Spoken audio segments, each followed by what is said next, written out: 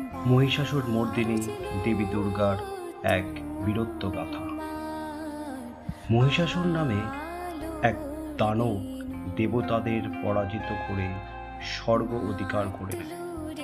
অসুরের অত্যাচারে দেবতা বিষ্ণুর কাছে সাহায্য চাইলে বিষ্ণু, শিব, ব্রহ্মার শক্তি থেকে জন্ম নেয় দেবী দুর্গা। দেবী দুর্গা সিংহের পিঠে